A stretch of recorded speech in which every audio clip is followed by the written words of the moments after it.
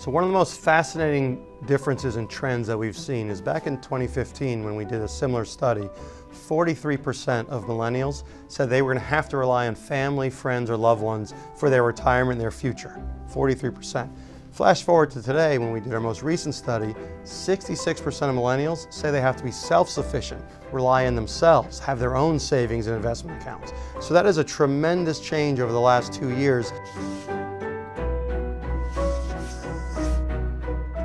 So the millennial generation, there's a lot of misconceptions about them, and one of them is that they're somewhat frivolous and that they're too focused on having fun and not necessarily working hard, and they're living at home with their parents, eating avocado toast and fancy bottled water and not saving money for the future. What we've seen is a real change in behavior and a focus on really primarily how do they become more self-sufficient. Our studies show that 54% of millennials are actually starting to stay home, so skip going out. Almost 50% are saying they may skip a vacation next year. Success for them, 73% say it's about taking care of their family. And interestingly enough, 40% say it's about giving back.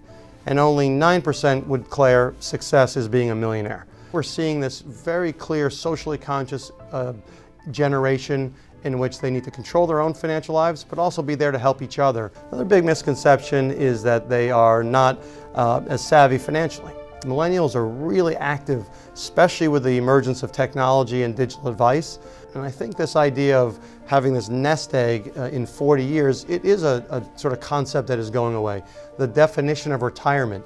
I think millennials and quite frankly a lot of Gen X realize that I'm not looking to sort of stop working completely at the age of 62. In 20 years, 2/3 of millennials, 66%, believe it's their savings and investing accounts that they need to use. Social Security doesn't even sort of make the top 3. Now you look like the Gen Xers, it's all 401k in which they talk about, and some Social Security. Certainly the boomers, Social Security rises to the top. So we know over the next 10 years it will be the largest wealth transfer in history, right? As the boomers and seniors transfer the money to the millennials.